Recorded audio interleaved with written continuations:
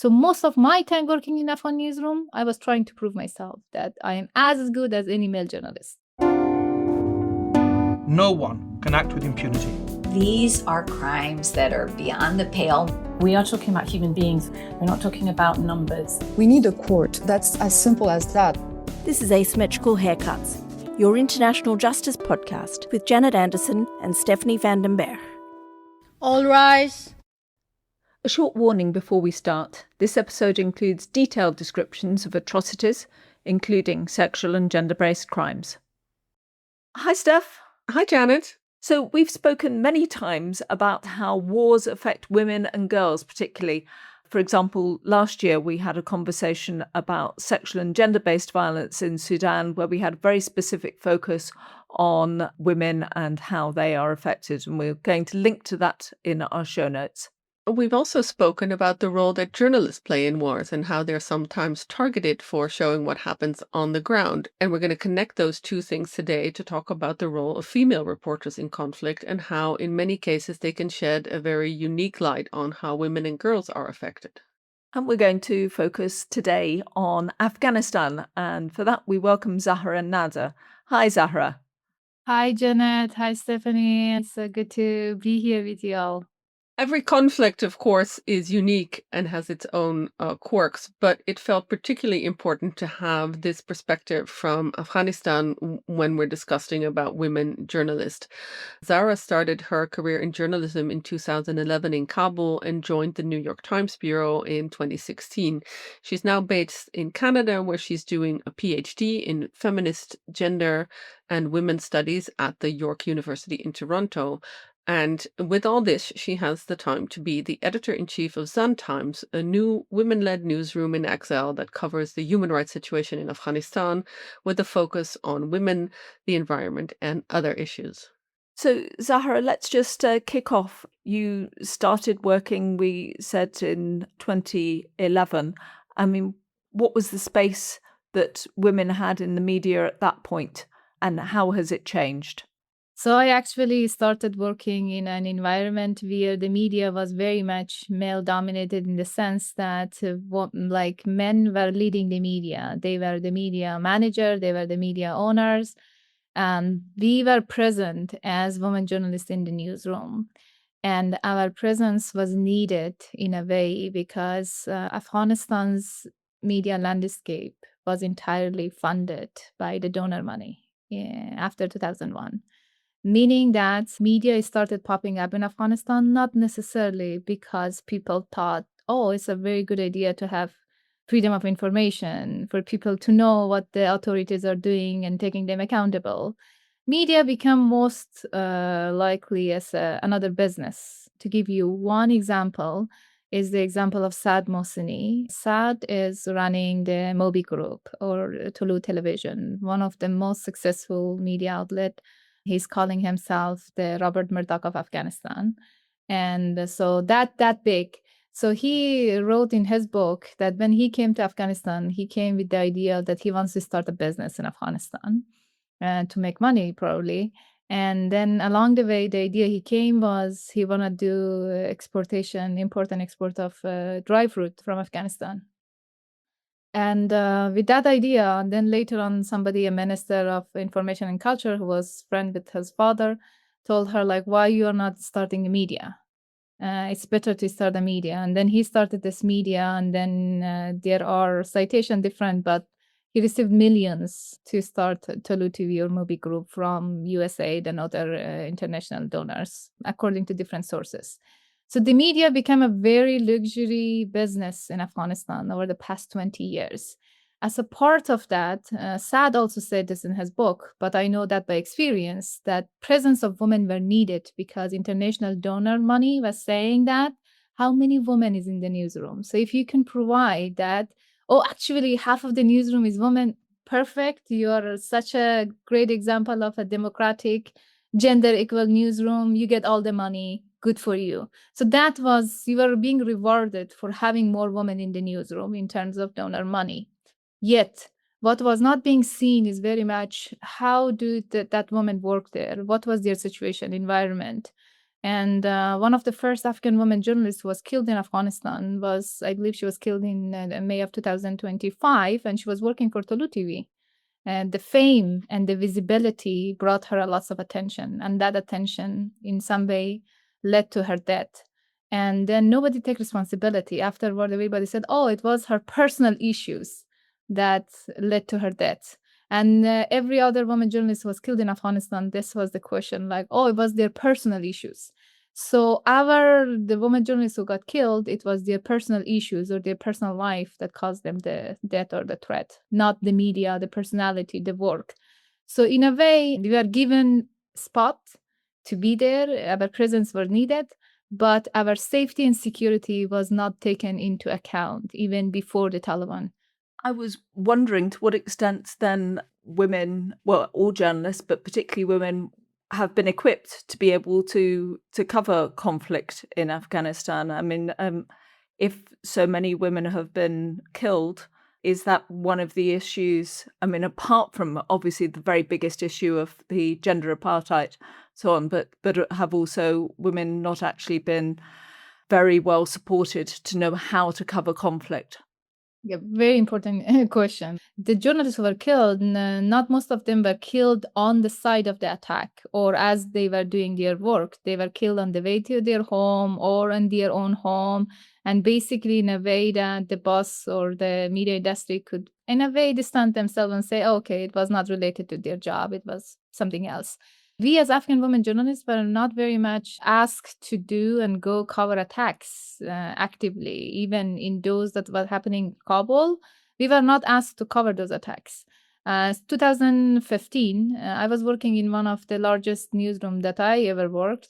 And in that newsroom, I had a conversation with the person who was leading this newsroom, the manager.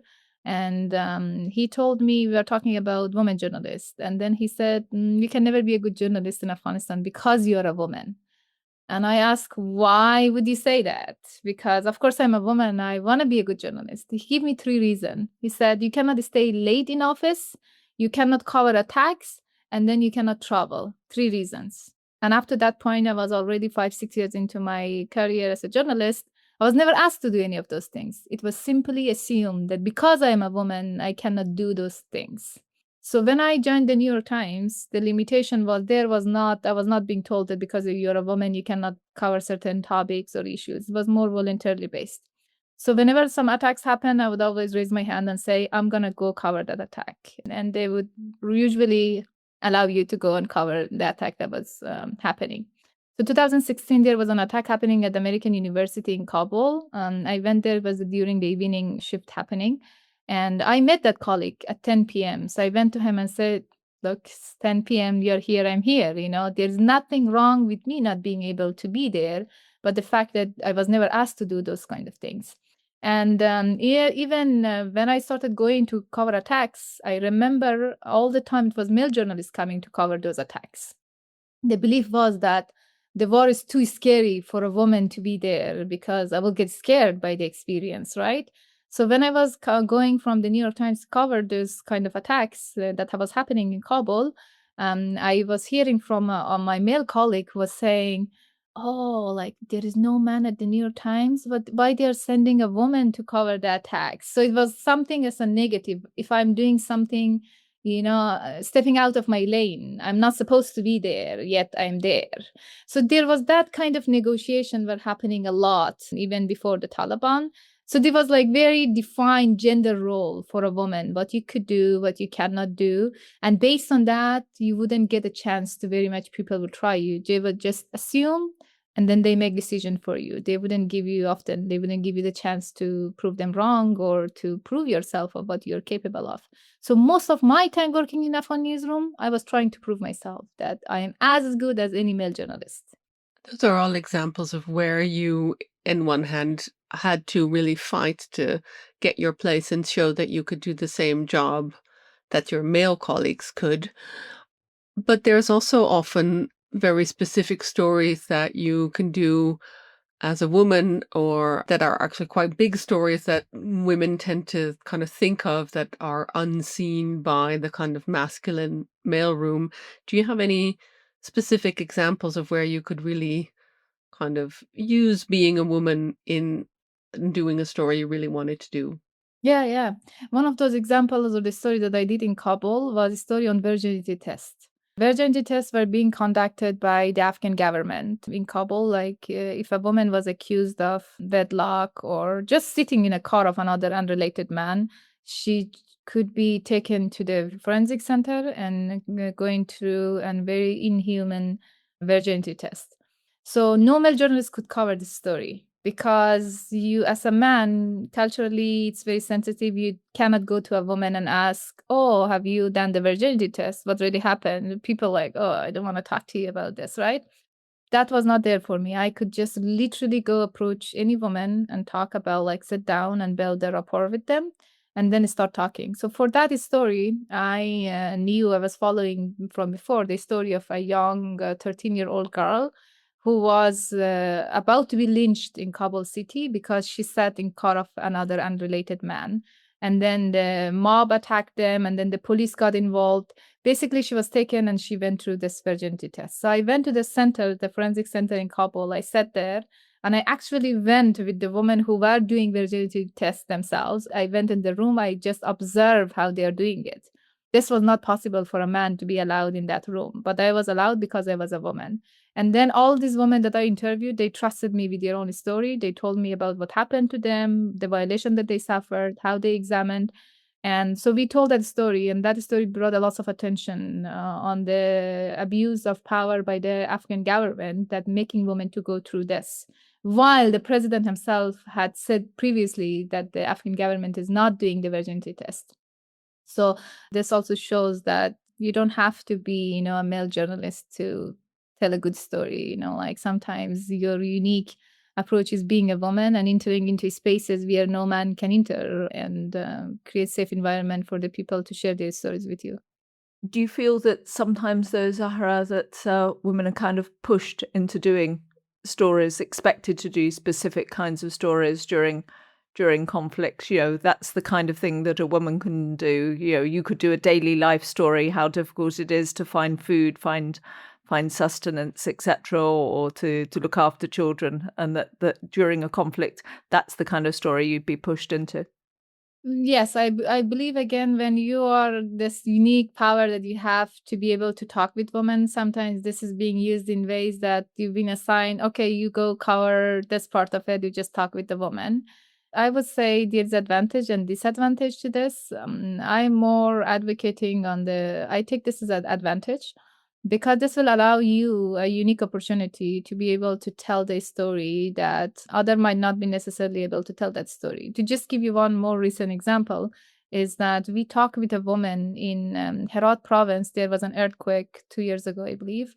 And we talked to a woman. That woman told us that she didn't go to washroom for 3 days because there was no washroom there. And then she developed a stomach problem and then went through a whole entire chaos of being treated. And basically, she told her story, and we felt that, oh, wow, like she cannot tell that story to a male journalist in today's Afghanistan.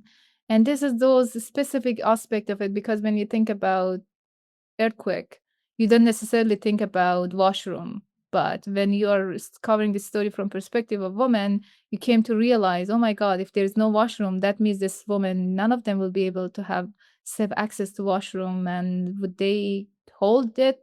What they would do? Basically, these are entirely, it will open new spaces for you to look and be able to tell stories.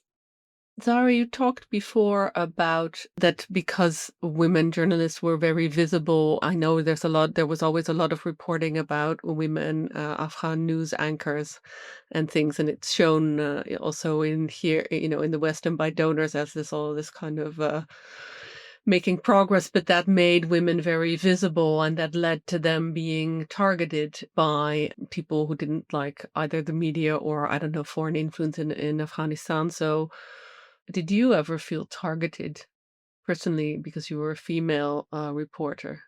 During the time that I work in Afghanistan, I was not directly targeted by any, I would say, like armed group or anything else. There might be a lots of, online abuse, messaging, harassment was common, but not anything that I would say targeted because of my work. But the work that I do right now, this is the work that the Taliban is closely following. And if they can, they would love to stop us. And they're looking for ways to find out how they can find a space or pressure us in a way that we cannot continue our work. They have went after my family. They're looking for my colleagues. So these are the kind of targeting that's happening. But again, I wouldn't say that they are as much big as what my colleague in Afghanistan might experience or experiencing right now. So therefore, I don't feel that I'm in a position that I can really say that, oh, I'm the one that been really much abused or, harassed or the Taliban came after. So there's not a big story there compared to what my colleagues are going through today in Afghanistan. How are your colleagues in Afghanistan managing to keep working through all of this? I mean, that has to be horrendously difficult. Very difficult. So let me tell you a little bit about the environment right now. So when the Taliban take over in their first week, so they took over August 15, 2021. By August 24 of that year, they ordered all women who are working in public sector to stay at home. Only women who could not be replaced by men were allowed to stay on the job. And the reason for that, the Taliban said, because our soldiers are not ready to treat women properly. Imagine that. The next month, in September, they banned girls from going to school. In the fourth month, they said that no woman is allowed to leave their house without a male chaperone, that they have to cover themselves head to toe.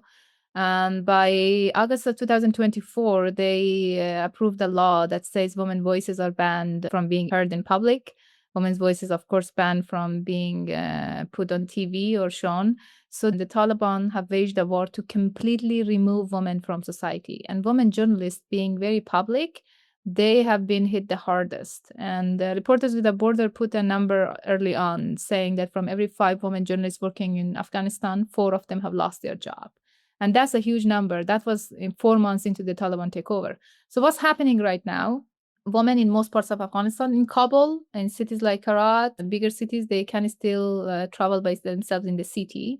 But in most of the country, they are not allowed to leave their own home, even to visit a clinic by themselves. They must be accompanied by a male chaperone. And if they don't have a male chaperone in their life, that's it. They cannot continue their life. Even if we talked with the midwife or nurses, their job is okay. The Taliban allow them to work because they're working with women. However, if they don't have a male chaperone in their life, accompany them to hospital, that means they cannot work. So they have to stay home. If they don't have a man, bring them to the hospital and take them home. So that's the basic environment for every woman in Afghanistan. But for a woman journalist, if they want to tell a story, most of our colleagues, all of them inside Afghanistan work under a pen name or pseudonym, not their real name, because writing on their real name is risky for them. Even our sources, we don't use their real name because it might put them at risk. The first requirement for them is we ask them to do their work from home often, if that's possible. If not, they have to travel, they have to visit, go to somebody's home or a place to do the interview. And they often go with their male relative, a man accompanying them. That man could be their father, husband, brother, accompany them to go to that place. And they always have a cover story. If the Taliban stop them at a checkpoint, they can never say that I'm a journalist, right? So they should have a valid cover story that checked with the Taliban. They say, okay, yeah, this is possible, right? So that's that's the environment that my colleague right now in Afghanistan are working. And if they're caught arrested for the Taliban, working with exile media is a crime. So they made it a crime. So if any journalists are being caught working with us, their life is at risk. Yet, this January, we announced the paid fellowship for Afghan women journalists. We said that we're going to hire or ask 10 women journalists to spend 10 months with Zan Times. We offered them workshop, training, mentorship, and work opportunity for 10 months. We launched the application in January 19, and we closed the application on February 5th, so about 2 weeks.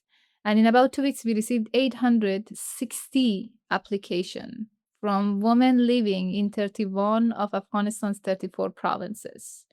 That was overwhelming for us, seeing that despite all the risk, all the restrictions that is there is still so many women in Afghanistan who wants to tell their own stories, who wants to be journalists, who are journalists, who wants to continue their work. So that in a way is hopeful for us, knowing that, yes, the difficulty is there, the challenge is there, the restriction is there, that the Taliban won't completely remove them, yet these people are willing to take risk and are willing to tell their own stories. And my job is to create those opportunities for them to be able to continue their work. We know that women have multiple identities. They aren't just the gender identity, but they are also maybe belong to different minority groups, maybe different ethnicities or religious identities, queer identities. Have you also spent time covering that aspect of the the repression of those different identities that we're aware of via the cases at the ICC, at least potential cases that may come up the investigation into the oppression of people from different identities? Is that something that you've been able to cover, and maybe particularly as a female journalist? Yes, exactly. When we started our newsroom, we said that we are going to cover human rights in Afghanistan with a focus mostly on women and LGBTQ people. So I talk about repression of women. I told you about what's happening to them. They cannot leave their home without a male chaperone. They're basically imprisoned in their own home. But when it comes to LGBTQ identities, like they cannot even say who they are to their closest relative. Like, if you are a queer woman, you cannot tell your own parents, your own sibling about who you are because your life will be at risk. They might be the one who's gonna go introduce to the Taliban and say, "This is who this person is," and God knows what will happen to you. We are reporting on these stories, and unfortunately, the Taliban are exploiting them further because of this, and society reject them as a whole. Even in the past 20 years, we were not talking about the LGBTQ rights. We were not advocating for their rights. We were not recognizing their rights officially. And so right now we are in a society where the society as a whole is not having a very positive perspective or clear idea about queer identities, about the LGBTQ rights. And then, so basically, if there is any feeling, that's a feeling of rejection. They want to reject them and ignore them and kind of allow them for the Taliban to do whatever they want to do. And on the other hand, the Taliban is abusing them. For example, if you're a transgender woman, your identity is easier to be detected. And if you are traveling through the city, like the Taliban can just stop you in a checkpoint and take you off and take you with themselves.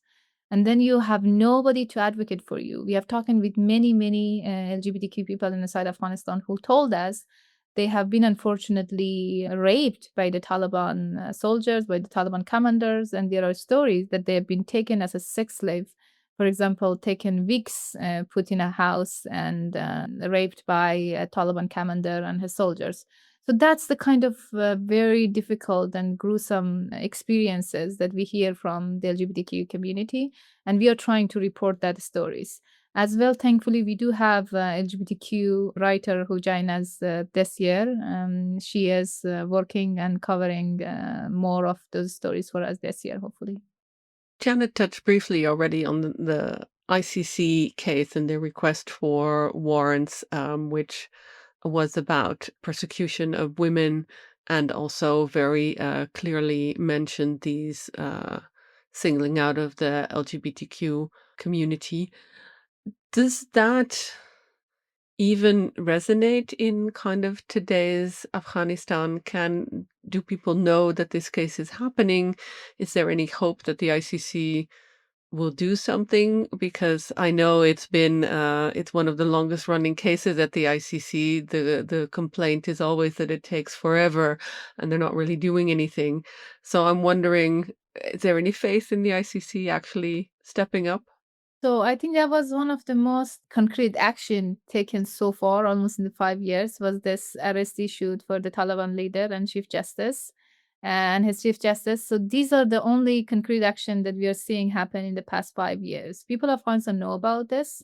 They are in a way happy that this arrest has been issued, but the challenge or the issue is how this arrest is going to be implemented in action.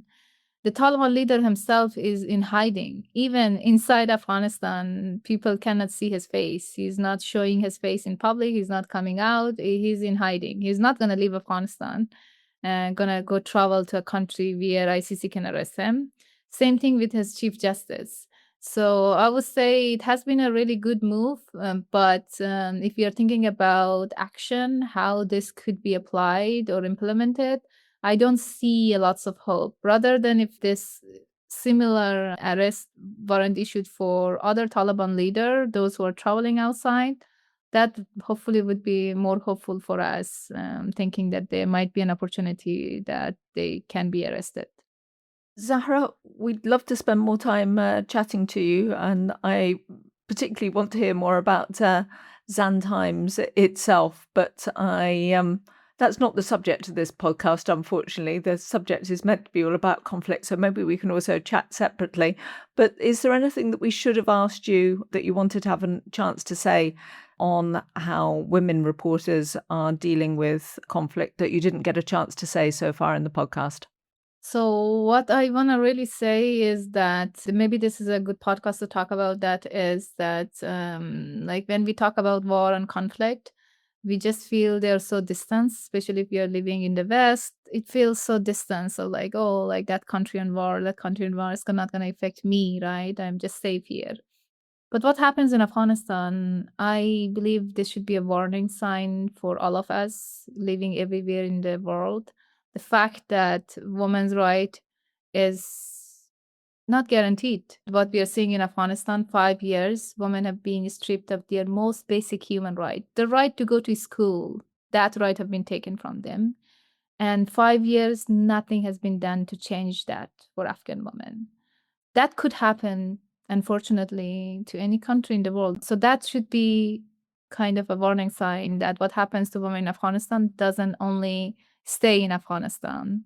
Like the pandemic. I remember one woman activist told me this notion of like, tell the world that the pandemic could not be contained with the border of one country. And misogyny, the rule the Taliban are setting right now for the world, and this could be replicated elsewhere. And we are seeing that no concrete action is being taken place to ensure that doesn't happen to other women elsewhere. So that should be that Afghanistan bring the bar law what could be denied to any woman globally, and there is nothing could be done about this. So what should we be doing? This is an important question. Women in Afghanistan right now are facing the Taliban. Afghanistan is at the forefront of fight for women's rights, and if we lose that fight, I don't know what will happen to us, because 5 years right now, no sign of hope. That's painful. And imagine that woman of Afghanistan is like any woman in the world. They want freedom. They want their human rights to be recognized. They want to be able to walk down the street by themselves without needing a man in their life. That right has been taken from them. And I really hope if I can convey a message, it is that women of Afghanistan deserve the human rights like everybody else in the world. But they don't have the chance because of the country they are born into, the gender they're born into, they are being denied their basic human rights. And I believe all of us can do something. And for myself, I believe that solidarity action starts with awareness. At Zan Times, we are providing that awareness. Zan means woman in Parsi, Dari, and Zan Times is basically our way of resisting the Taliban. We are providing this knowledge, this information here, and we are hoping that people around the globe can reach out to us, read our stories, and know what Afghan women are talking, reporting on, and discussing. And hopefully, change will happen from there. And one story at a time, we are documenting the Taliban gender apartheid today, and we really hope people around the globe come read and show solidarity. We, of course, will link to the Zan Times in the show notes. So any of our listeners who are interested, go see the website, read the stories, be witness to this. And I'm sure there's also ways on the Zan Times where you can support them and help them out. And I'm sure you can find those by looking at the webpage. Our final question on asymmetrical haircuts is a bit different. It's a bit of a change of tone, maybe, but we always ask our guests, what are you watching, reading, listening to that you would recommend to our listeners? It can be connected to the field that you're interested in. It can also be something that you do to get away from the daily life or the daily struggle. So I would say now that you're talking about that, I just one book that I recently picked up that I am started reading it. It's called "It Did Not Start with You." I forgot the name of the author, unfortunately, at this, but that's at my desk downstairs. So it's talking about the intergenerational trauma. I am lately very much interested in the understanding trauma and how it affects us. We run through different partners. We bring expert to train our colleague in trauma-informed journalism. And that's where I'm very interested in trauma. And the fact that I'm reading this book, it talks about how the trauma that my grandmother, for example, experienced can affect me today, can affect my life. And just this takes me back again to Afghanistan, thinking about at least 20 million women in there. Like they're young girls at 10, 11, they're being given into marriage. A recent Taliban law says that they can be married off at any age, 9, 10, 11, doesn't matter. And then we have talked to people who are like one midwife told us last week that she, in the past 5 months, she examined 42 teenage girls who are pregnant. And imagine that. So if you are a 10, 11-year-old girl who get married off to somebody who is like 50-year-old, and then you're going to be pregnant, like how do this country is going to recover from that trauma, like it just is huge and difficult to just anticipate what will happen to like 5 years, 10 years in the future if the situation continues. Thank you so much, Zahra. I think that will resonate with a lot of different people in different places. I'm living currently in Lithuania, and I know that intergenerational trauma is an issue there to do with what happened at different stages of, like Russian occupation and Soviet occupation, and it's spoken about and it is acknowledged. I think, it's one of those things that maybe we need to do another podcast about, Steph, on intergenerational trauma. It's such a big issue. So thank you for raising that, and we'll find the book and we'll find the author as well. Zahra, thank you so much for spending some time with us today out of your busy schedule, I'm sure, with Zan Times. Thank you so much for having me. I really appreciate the opportunity. Thank you. Just to say that if you are enjoying this podcast and you'd like to give us a bit of extra support, you can head over to our Support Us page where you can give us a tip, or you can follow us on Patreon and you can download our newsletter. And we really appreciate everybody who gives us a bit of extra support there.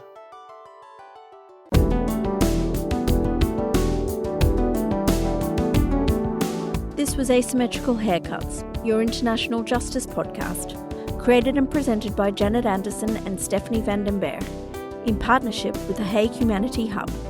Music is by Autonautics.com. You can find show notes and everything about the podcast on asymmetricalhaircuts.com. This show is available on every major podcast service, so please subscribe, give us a rating, and spread the word.